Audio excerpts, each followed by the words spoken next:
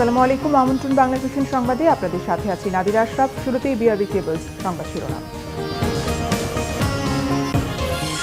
বঙ্গবন্ধুর ভাস্কর্য ভাঙার ঘটনায় বাবুনগরী মামুনুল ও ফয়জুলের বিরুদ্ধে মামলা, তদন্ত করবে পিবিআই। রিপোর্ট দাখিল 7 জানুয়ারির মধ্যে।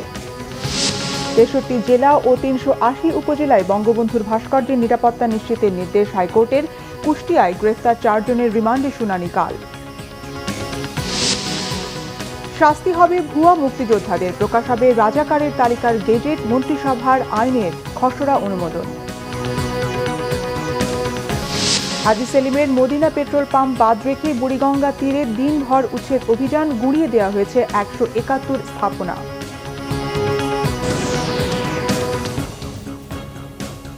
দেখছিলেন বিআরবি কেবল সংবাদ শিরোনাম, এবারে বিস্তারিত। জাতির জনক বঙ্গবন্ধু শেখ মুজিবুর রহমানের ভাস্কর্যের বিরোধিতা ও ঔদ্ধত্যপূর্ণ বক্তব্য দেয়ায় অভিযোগে হেফাজতে ইসলামের আমির জুনায়েদ বাবুনগরী ও যুগ্ম মহাসচিব মাওলানা মামুনুল হক এবং ইসলামী আন্দোলন বাংলাদেশের নায়েবে আমির সৈয়দ ফয়জুল করিমের বিরুদ্ধে রাষ্ট্রদ্রোহিতার অভিযোগে নালিশি মামলা হয়েছে। সোমবার ঢাকার মেট্রোপলিটন আদালতেই মামলা দুইটির আবেদন করে বঙ্গবন্ধু ফাউন্ডেশন ও মুক্তিযুদ্ধ মঞ্চের নেতারা। এদিকে অভিযোগগুলো তদন্ত করে প্রতিবেদন 7 জানুয়ারির মধ্যে জমা দিতে পিবিআইকে নির্দেশ দিয়েছে আদালত। জাতির জনক বঙ্গবন্ধু শেখ মুজিবুর রহমানের ভাস্কর্যের বিরোধিতা করে সাম্প্রতিক সময়ে নানামুখী বক্তব্য দিয়েছেন হেফাজতে ইসলাম ও ইসলামী আন্দোলন বাংলাদেশের নেতারা। শুক্রবার রাতে কুষ্টিয়াতে ভাঙা হয়েছে বঙ্গবন্ধুর ভাস্কর্য। গ্রেফতার করা হয়েছে কয়েকজনকে। সরকার ও তাদের সহযোগী সংগঠনগুলো তাদের বক্তব্যের বিরোধিতা করে আসছিলেন। সোমবার সকালে ঢাকা মহানগর হাকিম সত্যব্রত শিকদারের আদালতে দুটি নালিশি মামলার আবেদন করা হয়। অভিযুক্ত করা হয় হেফাজতে ইসলামের আমির জুনায়েদ বাবুনগরী ও যুগ্ম মহাসচিব মামুনুল হক এবং ইসলামী আন্দোলন বাংলাদেশের নায়েবে আমির সৈয়দ ফয়জুল করিমকে।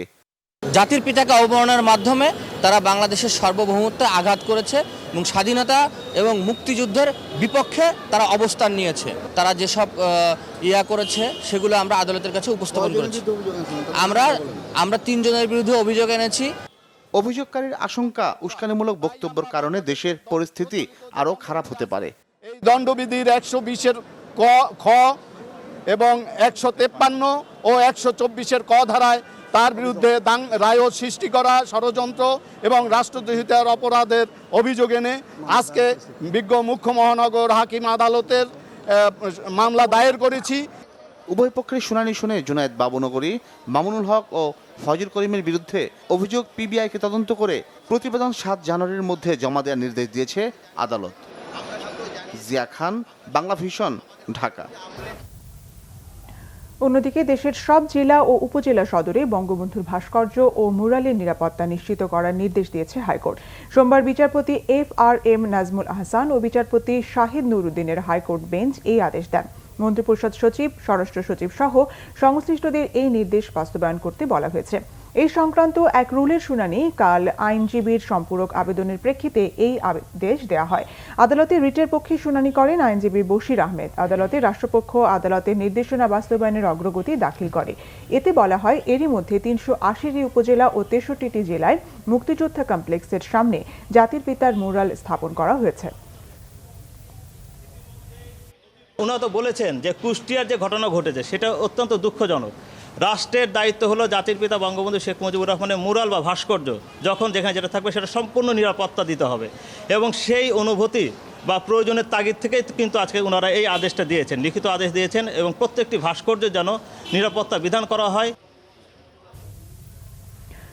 কুষ্টিয়ায় বঙ্গবন্ধুর ভাস্কর্য ভাঙচুরের ঘটনায় গ্রেপ্তার 2 মাদ্রাসা শিক্ষকের 7 দিন এবং 2 ছাত্রের 10 দিনের রিমান্ড চেয়েছে পুলিশ। শুনানিকাল দুপুরে অতিরিক্ত চিফ জুডিশিয়াল ম্যাজিস্ট্রেট আদালতের বিচারক রেজাউল করিমের এজলাসে হাজির করা হয় ইবনে মাসুদ মাদ্রাসার শিক্ষক মোহাম্মদ আল আমিন ও মোহাম্মদ ইউসুফ আলী, একই মাদ্রাসার হেফজ বিভাগের ছাত্র মোহাম্মদ আবু বকর ওরফে মিঠুন এবং মোহাম্মদ সবুজ ইসলাম ওরফে নাহিদকে। তাদের বিভিন্ন মেয়াদে রিমান্ডে নেওয়ার আবেদন করে পুলিশ। মঙ্গলবার রিমান্ড শুনানির দিন ঠিক করে তাদের কারাগারে পাঠানোর নির্দেশ দেন বিচারক। শুক্রবার রাতে কুষ্টিয়া শহরের 5 রাস্তার মোড়ে বঙ্গবন্ধুর নির্মাণাধীন ভাস্কর্য ভাঙচুরের ঘটনা ঘটে। এই ঘটনায় কুষ্টিয়া পৌরসভার সচিব কামাল উদ্দিন বাদী হয়ে কুষ্টিয়া মডেল থানায় বিশেষ ক্ষমতা আইনে মামলা করেন।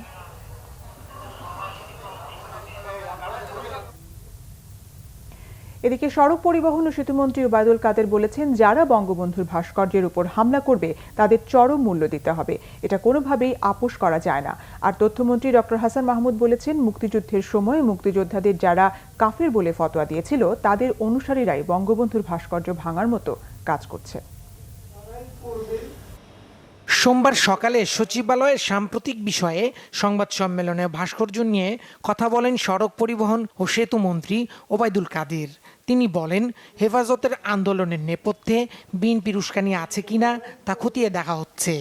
হেফাজতে ইসলামের শাপলা চত্বরের আন্দোলন দীর্ঘস্থায়ী হয়নি উল্লেখ করে ওবায়দুল কাদের বলেন, ভাস্কর্য নির্মাণের কাজ চলছে, চলবে।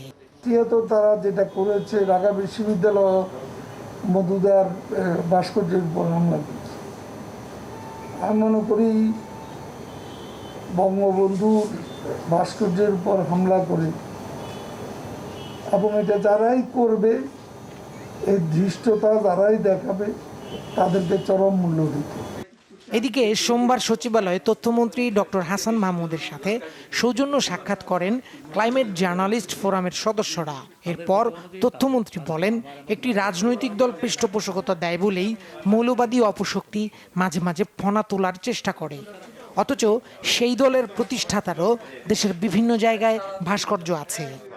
মৌলবাদী গোষ্ঠী বাংলাদেশে ঘাপটি মেরে বসে আছে, সময়ে সময়ে তারা ফনা তোলার চেষ্টা করে, এদেরকে কোনোভাবেই ফনা তুলতে দেওয়া যাবে না। আজকে যারা বঙ্গবন্ধুর ভাস্কর্যের উপর আঘাত হেনেছে, যারা ভাস্কর্য নিয়ে কথা বলে, এরা তাদেরই অনুসারী যারা ফতোয়া দিয়েছিল মুক্তিযুদ্ধের সময় মুক্তিযুদ্ধেরা সব কাফের।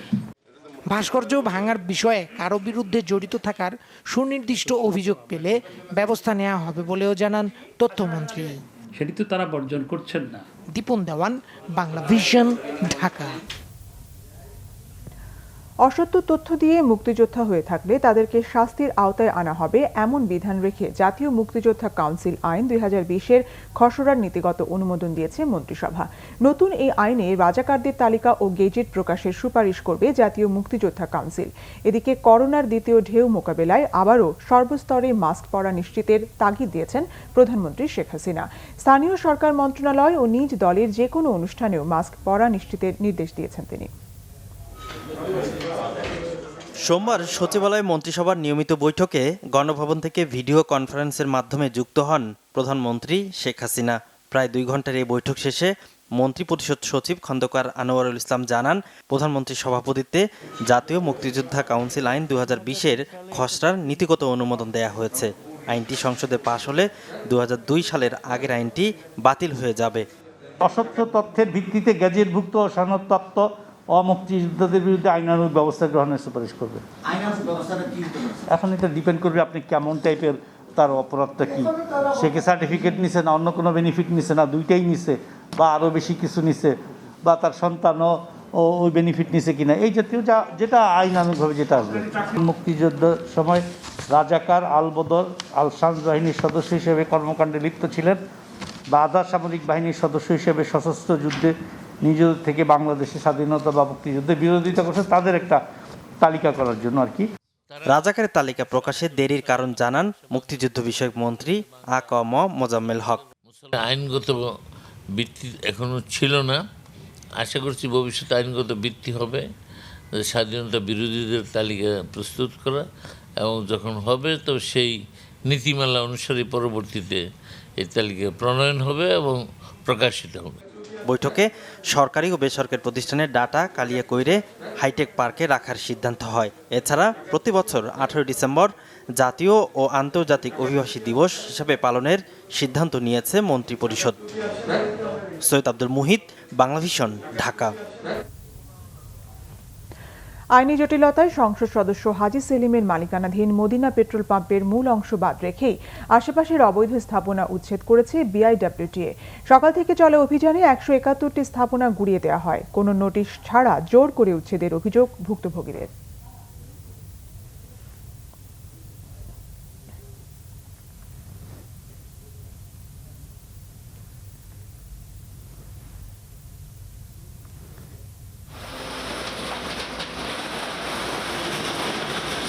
রাজধানীর সোয়ারীঘাট এলাকায় তৃতীয় দিনের মতো অবৈধ স্থাপনা উচ্ছেদ অভিযান চালায় বিআইডব্লিউটিএ।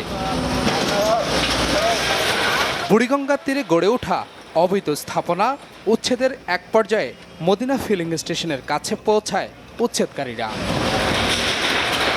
তারা গুড়িয়ে দেয় হাজী সেলিমের দখলে থাকা অবৈধ স্থাপনার কিছু অংশ। ব্যবসা প্রতিষ্ঠানগুলো গড়ে উঠছে বেশিরভাগই নদীর পাশেই, যার কারণে বিভিন্ন ধরনের স্থাপনা আমরা গড়ে তুলছিলাম, যার কারণে যে এই আমাদের বিরুদ্ধে বিভিন্ন অভিযোগ আসতেছে। এর আগে উচ্ছেদ করা হয় সোয়ারীঘাট এলাকার ৩৫টি আধা পাকা, ৭০টি টংঘর ও ২৫টি দোকান সহ ১৭১টি ছোট বড় স্থাপনা। এর মধ্যে দিয়ে দখলমুক্ত করে ২ একর সরকারি জমি। যদিও এই নিয়ে ক্ষুব্ধ অনেকে। তারা কাজপত্র না মানলে এখন আমরা ঝগড়া করতে পারি না। সীমানা পিলারের বাইরে চলে গেছে আমরা সবাই, কিন্তু তারপরে এখন ভাঙতেছে। তার সময় আমাকে দিল না। মাল সামানটা রয়েছে, যদি ঘরে ভাঙে তাহলে তো বেটারা পথে বসে যাবো। পিলারটা আমরা দেয়নি, দিছে বিআইডব্লিউটি। তো বিআইডব্লিউটি এই পিলারটা কেন তখন দিল? তারা ভিতরেই দিত ভেঙে। 40 বছর বলেছিলাম আমাদের ছিল একবার ভাঙা যায় আর 1 বছর 2 বছর আর সময় নেয় না, আসে না। থাকার ব্যবস্থা করে দাও। আমরা তো হাতে পাই সব বাইরে হয়ে গেছি। আদালতের নিষেধাজ্ঞা থাকায় অনেক স্থাপনায় এখনও অভিযান চালানো সম্ভব হচ্ছে না, দাবি বিআইডব্লিউটি এর কর্মকর্তাদের। স্থায়ী সীমানা পিলার বসবে, ওয়াকওয়ে হবে, বনায়ন হবে, ব্যাংক প্রোটেকশন হবে, সেই উদ্দেশ্যকে সামনে রেখে আমরা আসলে মূলত এই উচ্ছেদ অভিযান পরিচালনা করছি। সেই প্রজেক্টে বাস্তবায়ন হয়ে গেলে আর অবৈধ দখল হবে না বলে আমাদের বিশ্বাস। কোর্ট যেহেতু স্টে দিয়েছে আমি সেটাতে হাত দিই নাই। আপনি যদি আমাকে স্টে দেখান আমি স্টে অনুযায়ী ভাঙবো না, কিন্তু আদালতের আদেশ অনুযায়ী আমাকে যে পিলার দিতে হয়েছে সেটা তো আমাকে দিতে হবে। পিলারের এগেইনস্টে গিয়ে কোর্ট থেকে রায় আনতে হবে যে আমার এখানে পিলার দেওয়া যাবে না, আমার তো পিলার দিতে হবে আমাকে। সেখানে আপনার হয়তো 20 ফিট যাবে। স্যার আমাদের একটু সময় দেন। আপনার মালিকানা তো আমি স্বীকার করতেছি। নতুন করে কেউ যাতে বুড়িগঙ্গা নদীর জায়গা দখল করতে না পারে সেদিকে কঠোর নজরদারি রাখা হবে বলেও জানান সংশ্লিষ্টরা। S M Foyez, Bangla vision, Dhaka. দেশের ৬টি চিনিকল বন্ধ এবং ৩টি বন্ধের নোটিশ প্রদান করায় তীব্র নিন্দা, প্রতিবাদ ও ক্ষোভ প্রকাশ করে জানিয়েছেন বিএনপির মহাসচিব মির্জা ফখরুল ইসলাম আলমগীর। এক বিবৃতিতে বিএনপির মহাসচিব অভিযোগ করেন, চিনিকল বন্ধে সরকারের এই আকস্মিক সিদ্ধান্তে লাখ লাখ আখ চাষি এবং হাজার হাজার শ্রমিক কর্মচারী চরম বিপাকে পড়েছে। সরকারের অমানবিক ও অদূরদর্শী সিদ্ধান্তে একদিকে আখ চাষি সহ চিনি কলে খেটে খাওয়া মানুষের মধ্যে হাহাকার সৃষ্টি হয়েছে, অন্যদিকে বাজারে চিনির সংকটও সৃষ্টি হবে। ষড়যন্ত্রমূলকভাবে চিনি কলগুলোকে অলাভজনক প্রতিষ্ঠানে পরিণত করতে সরকার সুদূর প্রসারী পরিকল্পনা গ্রহণ করেছে। চিনি কলগুলোর পরিচালনা পরিষদে ক্ষমতাসীন দলের এমপি ও নেতাকর্মীদের সংযুক্ত করে তাদের মাধ্যমে ষড়যন্ত্রমূলকভাবে লুটপাট ও দুর্নীতি করা হচ্ছে। অন্যদিকে চিনির কৃত্রিম সংকট সৃষ্টি করে ভারত থেকে নিম্নমানের চিনি আমদানি করে বাজারে উচ্চ মূল্যে বিক্রির সুযোগ করে দেওয়া হচ্ছে। চিনিকল বন্ধের সিদ্ধান্ত প্রত্যাহার করে চিনিকলগুলো খুলে দিয়ে আখ মাড়াই শুরু করার জোর দাবি জানান মির্জা ফখরুল। পৌর নির্বাচনের প্রচারণায় দলের প্রার্থীদের বাধা দেওয়া হচ্ছে বলে অভিযোগ করেছেন বিএনপি নেতারা। বিএনপি চেয়ারপারসন বেগম খালেদা জিয়া সহ দলের নেতাকর্মীদের আশু রোগ মুক্তি কামনায় নয়াপল্টনের কেন্দ্রীয় কার্যালয়ে মিলাদ ও দোয়া মাহফিল করে জাতীয়তাবাদী স্বেচ্ছাসেবক দল। এ সময় নেতাকর্মীদের রোগ মুক্তি কামনায় দোয়া ও মোনাজাত করা হয়। এর আগে সংক্ষিপ্ত বক্তব্যে বিএনপির vice chairman doctor AZM Zahid Hossain অভিযোগ করেন, ক্ষমতায় টিকে থাকতে সরকার দুর্নীতি, লুটপাট, নির্যাতন চালাচ্ছে। করোনার সময়ও স্বাস্থ্য খাত সরকারি দলের নেতাকর্মীদের দুর্নীতি থেকে রেহাই পায়নি। এদিকে কেন্দ্রীয় কার্যালয়ের সংবাদ সম্মেলনে বিএনপির সাংগঠনিক সম্পাদক সৈয়দ ইমরান সালে প্রিন্স অভিযোগ করেন, পৌর নির্বাচনে লেভেল প্লেইং ফিল্ড নেই। আওয়ামী লীগের প্রার্থীরা নির্বাচনী আইনকে বৃদ্ধাঙ্গুলি প্রদর্শন করে ক্রমাগত আচরণবিধি লঙ্ঘন করলেও নির্বাচন কমিশন কোনো ব্যবস্থা নিচ্ছে না।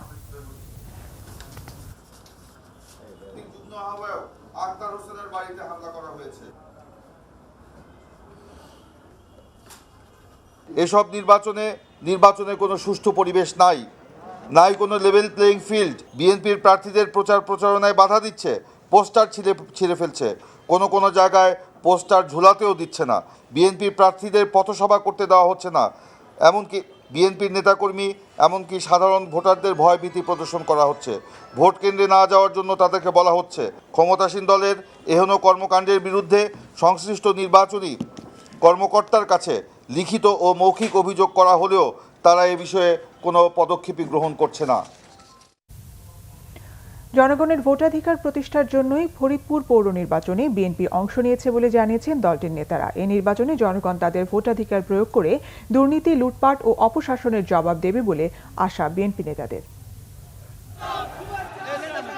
ফরিদপুরে পৌর মেয়র পদে বিএনপির প্রার্থী নায়াব ইউসুফের সমর্থনে দলের পক্ষ থেকে শোভাযাত্রা করা হয় সোমবার। পরে শহরের কমলাপুরে ঐতিহাসিক ময়েজ মঞ্জিল চত্বরে হয় সমাবেশ। এতে বিএনপি চেয়ারপারসনের উপদেষ্টা আমানুল্লাহ আমান বলেন, আওয়ামী লীগের দুর্নীতি, লুটপাট আর অপশাসনের জবাব ভোটের মাধ্যমে দেবে জনগণ।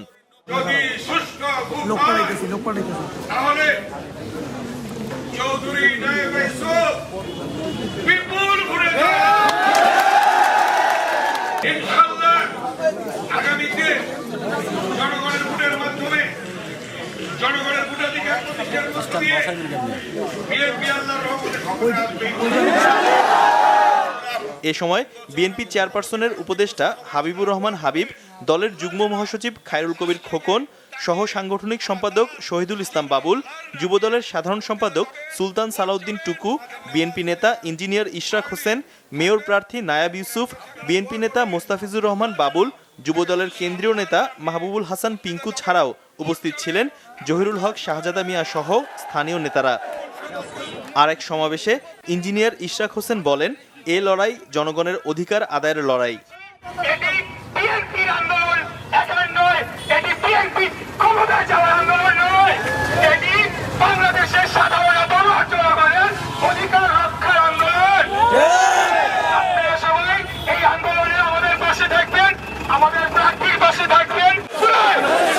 পরে নিজেদের প্রার্থীর সমর্থনে মিছিল বের করেন বিএনপির নেতাকর্মীরা।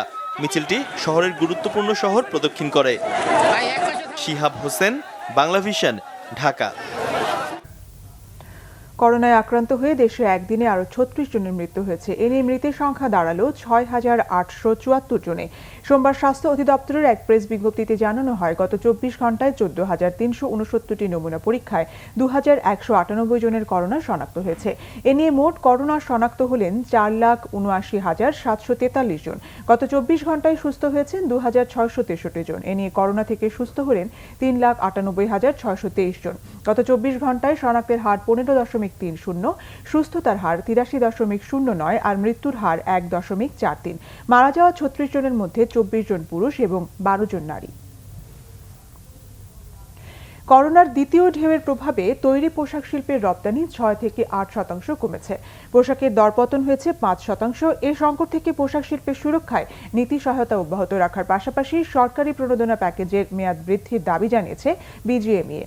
সন্ধ্যায় অনলাইন এক সংবাদ সম্মেলনে তৈরি পোশাক শিল্প মালিকদের সংগঠন বিজিএমইএ সভাপতি ডক্টর রুবানা হক এ দাবি জানান। তিনি জানান, করোনায় ১১৫০ সদস্য প্রতিষ্ঠানের ৩১৮ কোটি মার্কিন ডলারের কার্যাদেশ বাতিল ও স্থগিত হয়। নানা দিন দরবারে সেই ক্রয়াদেশের প্রায় ৯০% পুনর্বহাল করা সম্ভব হলেও মূল্য ছাড় ও ডেফার্ড পেমেন্ট মানতে হয়েছে রপ্তানিকারকদের। ডক্টর রুবানা জানান, মার্চ থেকে জুলাই পর্যন্ত রপ্তানি কমেছিল ৩৫%। জুলাই আগস্টে এই রপ্তানি কিছুটা ঘুরে দাঁড়ালেও গত অক্টোবর নভেম্বরে রপ্তানি কমেছে ৬%।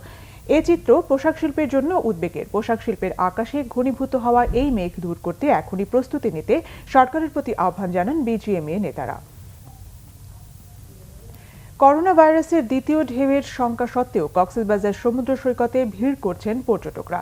শারীরিক দূরত্ব বজায় দূরে থাক, মাস্ক পরার ন্যূনতম স্বাস্থ্যবিধির তোয়াক্কা করছেন না অনেকেই। পর্যটকদের স্বাস্থ্য সুরক্ষায় এখনই কার্যকর ব্যবস্থা নেওয়া না হলে কক্সবাজার পরিণত হতে পারে করোনা সংক্রমণের হটস্পটে, আশঙ্কা সংশ্লিষ্টদের। দীর্ঘ প্রায় ৮ মাসের ঘরবন্দি জীবন থেকে কিছুটা হাঁপ ছেড়ে বাঁচতেই অনেকেই ছুটছেন কক্সবাজার সমুদ্র সৈকতে। সাগরের নীল জলরাশির আছড়ে পড়া ঢেউয়ে সাময়িক স্বস্তি মিললেও বুকটা এখনও দুরু দুরু ভাইরাসের হাতছানিতে। কারণ উত্তাল সাগরের এই ঢেউয়ের মতোই ধেয়ে আসছে করোনার দ্বিতীয় ঢেউ। হালকা হালকা তো লাগতেছে, বাট তারপর চলতেছি ভালো মতোই। অবশ্যই আসছিলাম যে গোসল করবো, সেই জন্য মাস্ক পরে আসা হয় না আর কি। সেই কারণে নয়তো মাস্ক পরে বের হয় না, মাস্ক ছাড়া বের হয় না আর কি। মাস্ক পরি তো, আমার তো সবসময় মাস্ক থাকে সাথে। ওই যে মাত্র করলাম আমি মাস্ক পরি, মাস্ক ছাড়া আমি কখনো বের হই না। সৈকতে পর্যটকের ভিড় বাড়ায় বাড়ছে করোনা সংক্রমণের ঝুঁকিও। এরপরও বহু পর্যটকই ভুলতে বসেছেন স্বাস্থ্যবিধি মানার বাধ্যবাধকতা। মাস্ক পরা দূরে থাক ঝুঁকি জেনেও হাতে হাত রেখে চলাচলেও কুণ্ঠাবোধ করছেন না অনেকে। আসলে পড়া উচিত ছিল, কিন্তু আমরা তো করতেছি না। কক্সবাজার জেলা প্রশাসক থেকে একটা নিয়ম করা দরকার, সবাই যাতে এখানে মাস্ক পরে আসে। মাইকিং করার পরে যারা করছে না, এটা তো সচেতনতার বিষয়, সময় লাগবে। আমরা সচেতন করে যাচ্ছি, বুঝাচ্ছি। আমি তো বাই ফোর্স বা জোর করার মতো কোনো বিষয় না। মাস্ক পরিধান না করে বিচে প্রবেশ করবেন না। মাইকের এই সতর্কবাণীতেও খুব একটা বিকার নেই পর্যটকদের। ঘুরতে যাওয়া বড় অংশই মানছেন না কোনো নির্দেশনা। এরপরও তেমন একটা নজরদারি নেই প্রশাসনের। আমাদের কাজ হচ্ছিল তাদেরকে সচেতন করা, তাদেরকে বলা। এখন এরপরে যদি না হয় তাহলে সেগুলিতে আইনগত ব্যবস্থায় আমাদের আগাতে হবে। তো এই বিষয়টাকে আমরা আরেকটু চেষ্টা করে দেখি কতদূর করতে পারি। যদি না পারি তাহলে তখন তো আমরা আইনে যাবই। পর্যটকরা সচেতন না হলে মুহূর্তেই সব আনন্দ মাটি হয়ে যেতে পারে। ভাইরাস ছড়িয়ে পড়তে পারে দেশের অন্য জেলাতেও। করোনার ভীতি কাটিয়ে ধীরে ধীরে ছন্দে ফিরতে শুরু করেছে পর্যটন নগরী কক্সবাজার। কিন্তু এখনও যারা এখানে আসছেন তাদের অনেকেই মানছেন না সামাজিক স্বাস্থ্যবিধি। এই পরিস্থিতিতে মহামারীর সময়ও কিভাবে পর্যটন খাতকে আরও বেশি চাঙ্গা রাখা যায় সে ব্যাপারে কার্যকর পদক্ষেপ নেওয়ার পাশাপাশি এই খাতের উন্নয়নে মাস্টার প্ল্যান তৈরি তাগিদ দিয়েছেন বিশেষজ্ঞরা। জিয়াউল হক সবুজ, বাংলা ভিশন, কক্সবাজার। শীত জেঁকে বসতে শুরু করেছে উত্তরের জেলাগুলোতে। এর সাথে ঘন কুয়াশায় নাকাল জনজীবন, কাহিল শিশু ও বৃদ্ধরা। হঠাৎ ঘন কুয়াশা আর তীব্র শীতে জুবুথুবু নাটোরের মানুষ। হাড় কাঁপানো শীতে কাবু শিশু ও বৃদ্ধরা। পেটের দায়ে কনকনে ঠান্ডাকে উপেক্ষা করে কর্মস্থলে যাচ্ছেন খেটে খাওয়া মানুষ। ঘন কুয়াশায় মহাসড়কে দিনের বেলায়ও যানবাহন চলছে হেডলাইট জ্বালিয়ে। ঠান্ডা কুয়াশার মধ্যে আমাদের কাজ করতে খুব কষ্ট হয়। হাত শিশিরে ভিজে যায়, পানিও ভিজে যায়, এতে হাত শীতকে লেগে আসে। শীতের সাথে আতঙ্ক বাড়াচ্ছে করোনা সংক্রমণ বেড়ে যাওয়ার। এদিকে শীত ও ঘন কুয়াশায় দুর্ভোগে গাইবান্ধার নিম্ন আয়ের মানুষ। শীত উপেক্ষা করে মাঠে কাজ করছেন কৃষি শ্রমিকরা। কারণ আমাদের এটা দরিদ্র পীড়িত এলাকা, এখানে অনেকেরই শীত বস্ত্র পর্যাপ্ত নাই, এজন্য আমাদের সকলেরই অনেক কষ্ট। কুয়াশা কিছু দেখা যায় না, হাত পা শীতে লাগিয়ে আসে। শীত নিবারণে সরকারি বেসরকারি সহযোগিতার দিকে তাকিয়ে দুস্থরা। Bangla vision news desk.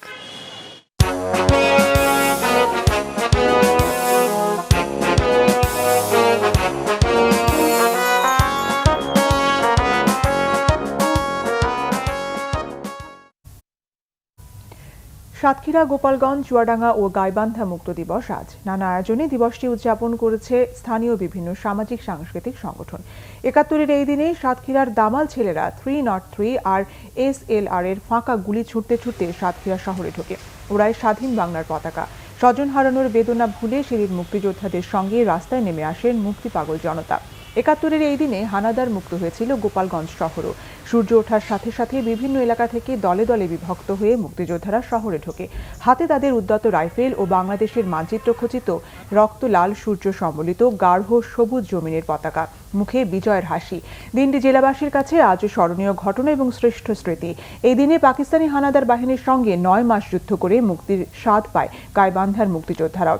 দীর্ঘ লড়াইয়ের পর পাকিস্তানি বাহিনীকে পরাস্ত করায় ৭ ডিসেম্বর মুক্ত হয় গাইবান্ধা। এদিন শত্রুমুক্ত হয় চুয়াডাঙ্গাও। মুক্তিযুদ্ধে দক্ষিণ পশ্চিম রণাঙ্গনের হেডকোয়ার্টার স্থাপন করা হয় চুয়াডাঙ্গায়। এই জেলা থেকেই কার্যক্রম শুরু করে তৎকালীন রেড ক্রস, বর্তমান রেড ক্রিসেন্ট।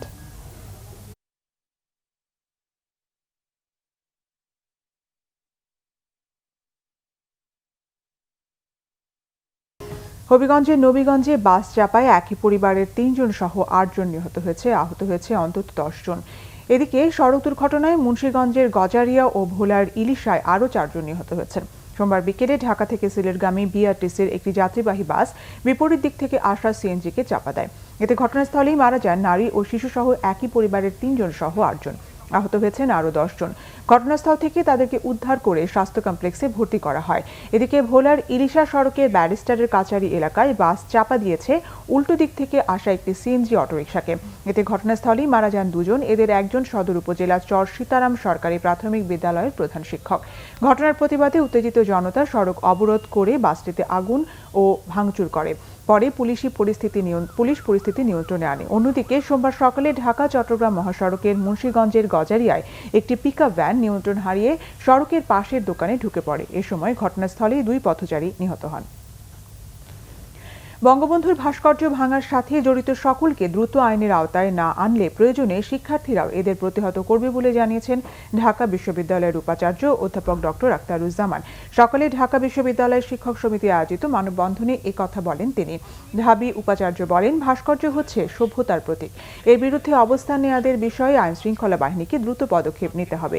মানববন্ধনে শিক্ষক নেতারা বলেন, বঙ্গবন্ধুর ভাস্কর্যের বিরুদ্ধে অবস্থান নিয়ে হেফাজত নেতারা রাষ্ট্রের বিরুদ্ধে অবস্থান নিয়েছে। তারা স্বাধীনতা ও সার্বভৌমত্বের বিরুদ্ধে অবস্থান নিয়েছে বলেও মন্তব্য করেন ঢাকা বিশ্ববিদ্যালয় শিক্ষক সমিতির নেতারা। দেশের মৌলিক স্বার্থ ইস্যুতে রাজনৈতিক সমঝোতা না করতে সরকারের প্রতি আহ্বান জানান শিক্ষক নেতারা।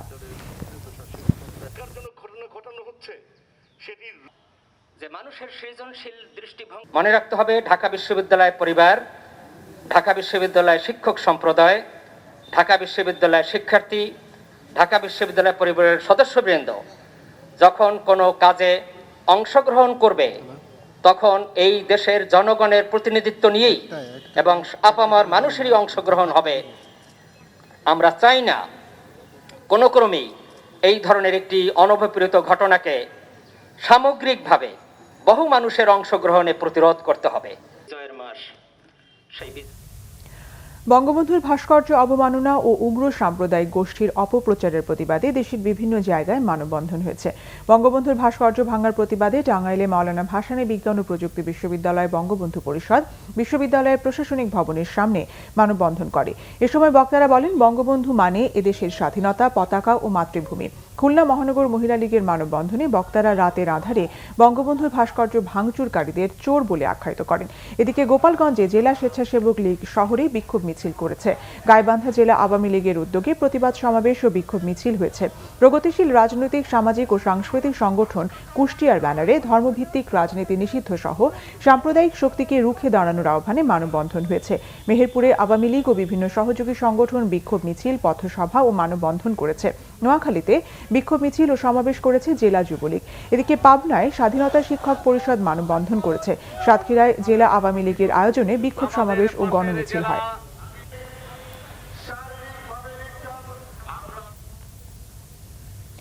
গাজীপুরে 2 নারী খুন হয়েছেন স্বামীর হাতে। পুলিশ ও স্থানীয়রা জানায়, গাজীপুর মহানগরীর কাশিমপুরে GMS কম্পোজিট লিমিটেড কারখানার শ্রমিক মহসিনা আক্তার 1 সপ্তাহ আগে পোশাক শ্রমিক স্বামী শরীফুল আলমকে তালাক দেন।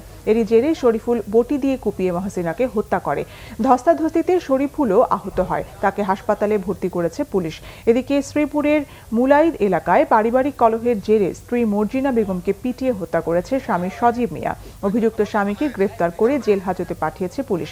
বাগেরহাটের মোরেলগঞ্জে রহমাতিয়া শিশু সদনের হেফজখানার শিশু শিক্ষার্থী শেখ হাসিবুল ইসলাম হত্যার ঘটনায় এই শিশু সদনের তত্ত্বাবধায়ক মাওলানা হাফেজ মোহাম্মদ হাফিজুর রহমান ও বাবুর্চি সিদ্দিকুর রহমান হাওলাদারকে গ্রেফতার করেছে পুলিশ। রবিবার সকালে রহমাতিয়া শিশু সদনের কম্পাউন্ডের ভেতর থেকে শিশু ছাত্র হাসিবুরের লাশ উদ্ধার করে পুলিশ। অন্যদিকে নারায়ণগঞ্জের সোনারগাঁয়ে মিরেরটেক গ্রামে বিল্লাল হোসেন নামে এক ব্যক্তির মাথাবিহীন লাশ উদ্ধার করেছে পুলিশ।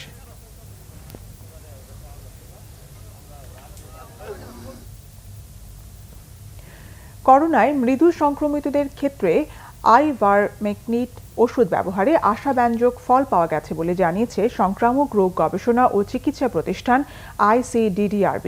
সকালে এক অনুষ্ঠানে এই সংক্রান্ত গবেষণা প্রতিবেদন প্রকাশ করা হয়। হাসপাতালে ভর্তি 68 জনকে নিয়ে করা এই গবেষণায় একটি দলকে শুধু আইভারমেকটিন এবং আরেকটিকে এই ওষুধের সঙ্গে ডক্সিসাইক্লিন দেওয়া হয়। দেখা যায়, টানা 5 দিন ব্যবহারে পার্শ্ব প্রতিক্রিয়া ছাড়া করোনা সংক্রমণ কমতে থাকে।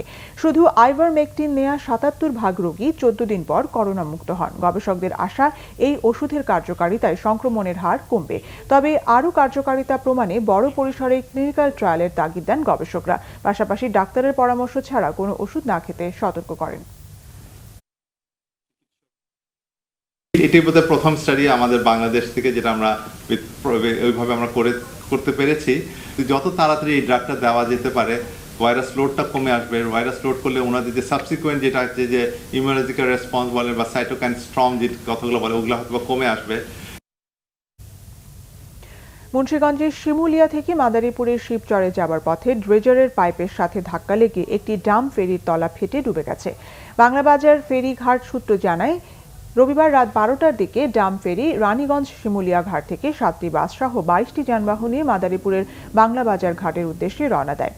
নদীতে প্রচণ্ড ঘন কুয়াশায় ফেরিটি পদ্মা সেতু পার হওয়ার পর ড্রেজারের পাইপের সাথে ধাক্কা লেগে তলা ফেটে যায়। এতে অস্বাভাবিক হারে পানি ঢুকতে থাকলে ফেরির স্টাফরা পানি অপসারণের চেষ্টা করে ব্যর্থ হয়। ফেরিটিকে বাংলাবাজার ঘাটে নিয়ে যানবাহন ও যাত্রীদের নামানোর একটু পরেই ফেরিটি ডুবে যায়।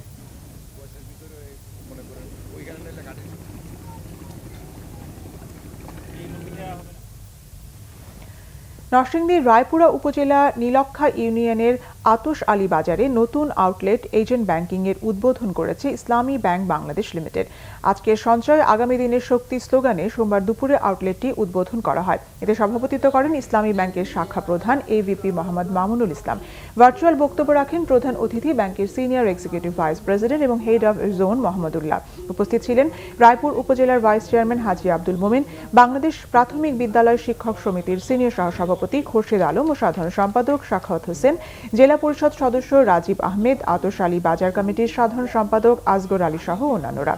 কক্সবাজারের কলাতলিতে police bureau of investigation PBI ও ট্যুরিস্ট পুলিশের স্থায়ী কার্যালয় নির্মাণের জমি অধিগ্রহণের 29,29,00,000 টাকা প্রতারক চক্র জালিয়াতি করে উত্তোলন করেছে বলে অভিযোগ ভুক্তভোগীদের। এর প্রতিবাদে সংবাদ সম্মেলনে নুরুল আলম বলেন, জাল দলিল তৈরি করে ভূমি অধিগ্রহণ কর্মকর্তাদের যোগ সাজশে গোপনে টাকা হাতিয়েছে নুরুল হক, ইদ্রিস ও বেলায়েত হোসেনের সিন্ডিকেট। সংবাদ সম্মেলনে উপস্থিত ছিলেন নাসির উদ্দিন, শরীফ, আদনান ও আতাউল্লাহ সহ ভুক্তভোগীরা।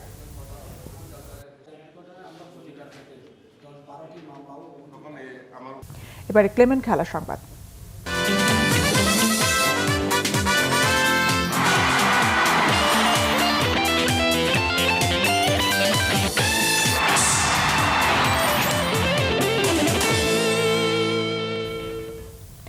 শ্রাদ্ধ অনুষ্ঠানে শ্রদ্ধা ও ভালোবাসায় স্মরণ করা হলো দেশের কিংবদন্তি ফুটবলার বাদল রায়কে। ঢাকেশ্বরী মন্দিরে হিন্দু ধর্মীয় আচরণ মেনেই শ্রাদ্ধ অনুষ্ঠানে বাদল রায়ের আত্মার শান্তি ও আশীর্বাদ কামনা করেছেন তার পরিবারের সদস্য ও নিকট আত্মীয়রা। সেখানে প্রিয়জনদের অশ্রু সজল ভালোবাসা ও উষ্ণ আবেগে সিক্ত হয়েছেন দেশের অন্যতম সেরা এই ফুটবলার।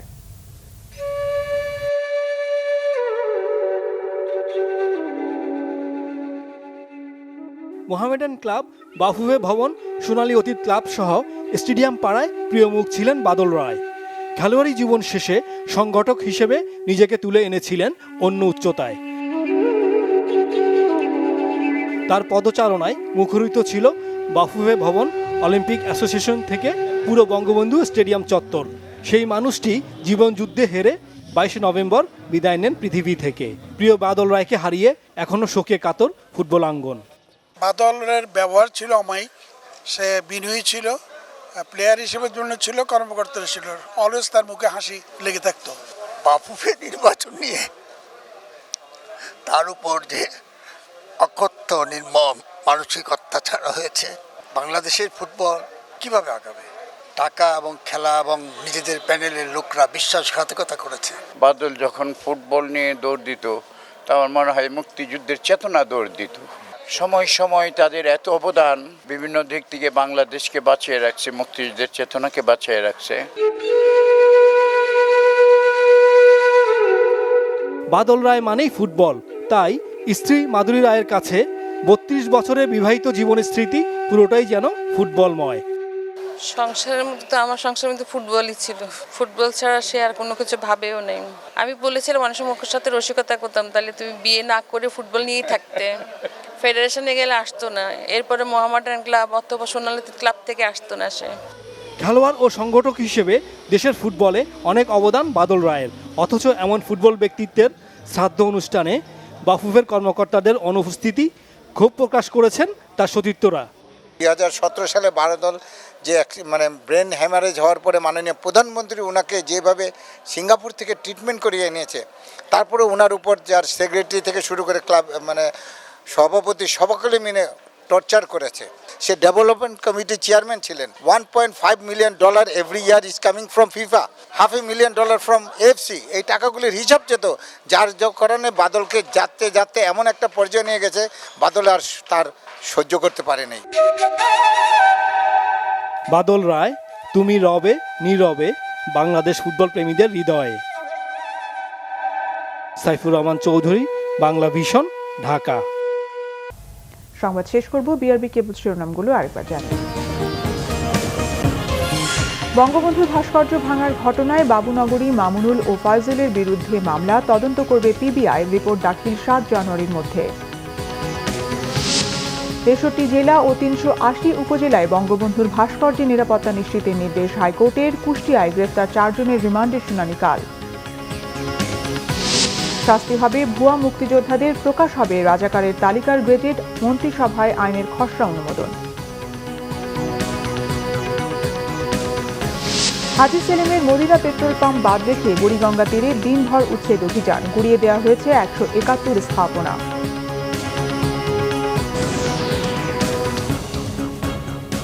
এই ছিল এখনকার মতো। পরের সংবাদ রাত 1টায়। এছাড়া বাংলা ভিশন সংবাদ ও সংবাদ সংশ্লিষ্ট অনুষ্ঠান দেখতে লগ ইন করুন facebook.com/বাংলাভিশন এবং সাবস্ক্রাইব করুন youtube.com/বাংলাভিশন নিউজ। সঙ্গে থাকার ধন্যবাদ।